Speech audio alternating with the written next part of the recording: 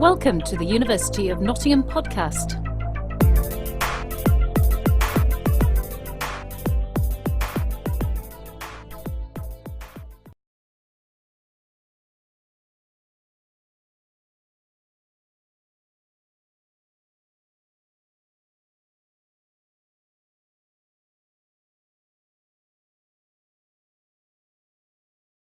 What I found quite interesting amid the reports of his statements on cholera, I think in essence he was trying to say there is no cholera, therefore there is no need for any kind of... He's expecting, by all accounts, some kind of invasion, some kind of UN action, some kind of UK-US action. Do you think he would almost welcome that invasion just to end all of this? Because it just seems to me completely insane that this situation has gone on for this long. It's not a situation you would find perhaps in another country, even in Africa. Yeah, there are some people who are saying, actually, although Mugabe is the president, almost it looks as though there has been an indirect coup d'etat by the army and the police, and that Mugabe has simply become a mouthpiece for them. I mean, I don't know how true that is, but every time there has been a rebellion, the people come out and have done terrible things within both the police and the army. But a chink of light is happening when the High Court judge actually ordered the police to find these abducted people. They are now about 16. Yeah. That is ordered, and it's not happened recently because the judiciary has been really complicit in quite a lot of messes, which they should have done. I mean, at the end of the election in March of this year, they should have actually demanded what the Constitution requires, that the results must be published within 2 weeks. And the MDC went to see the High Court. They dismissed their case, in spite of the fact that this was in the Constitution. So maybe God is working in the hearts of some of those people and breaking rank with this nonsense. Do you know what worries me with Mugabe saying there's no more cholera, it's all gone? It's so reminiscent of Thabo Mbeki as president when he said AIDS is an exaggeration, it's not true. I lived in Johannesburg for a number of years, and I was actually going to come to that point. It's ludicrous. Yeah. Speaking of South Africa, do you think God's working there too, having just completely broken the ANC up into tiny pieces? I mean, Motlanthe is now in power, but I think do you think that with Mbeki going, that any last kind of hopes of any kind of diplomatic solution in Zimbabwe went with him? No, they didn't, because he sat on... In fact, you see, in March of this year, when the election was very clear that MDC has won, and it looked as though we had reached a tipping point and Mugabe was going to go, his Politburo said, no, you can't hand over power, because when you hand over power, we could be the people that are actually going to be tried for some war crimes, so you better hang around. Let's have a runoff election. So they had this second sort of stupid election, whatever it was, and Mbeki had visited that country twice, saying, well, let's have a second, because the first one was not decisive. According to who? Where the books? Everybody knew that the MDC had won more than 51%. Even the ZANU-PF. Yeah, even they knew that. And so you had Mbeki actually, again, being very complicit in all of this. His softly negotiation of a new constitution before the election had collapsed. It wasn't going anywhere. And you see what he does is what Mugabe does. He blamed the MDC instead of blaming Mugabe.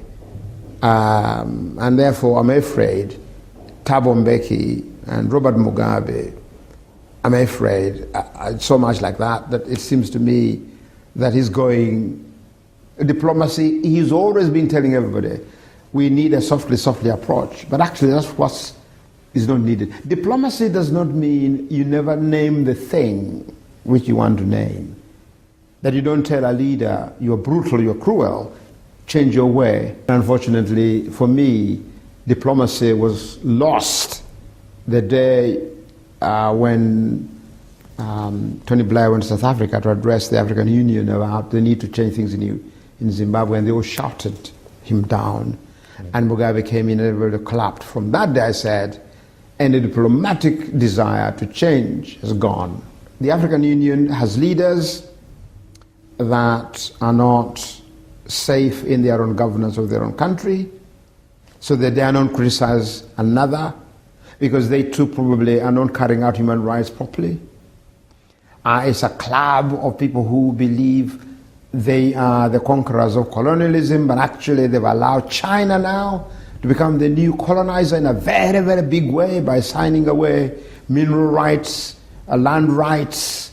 So I'm afraid China is going to be a worse colonizer than actually anybody has ever colonized our continent.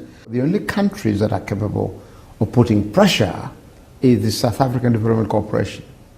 Thank God, at least we've got Botswana and a semblance in Mozambique and probably Zambia, and that's where probably change is going to come from, and South Africa is coming to line. And the worry that I've got about South Africa also, because it's a one-party state, there isn't enough opposition within the country. One-party democracy. Never works. It has never worked anywhere.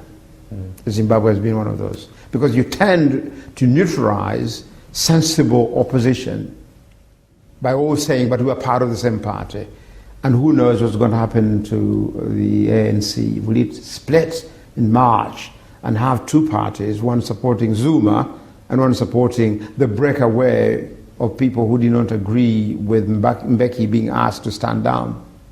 Because again, the rumors are there. Now, that will be again another tragedy, that you get this internal fighting within Africa instead of being a continent that actually rescues itself from life. So for me, Mugabe should be, we need really about 2 or 3 people within Zimbabwe who face a lot of brutality, taking a case to The Hague, indicting him for violation of human rights.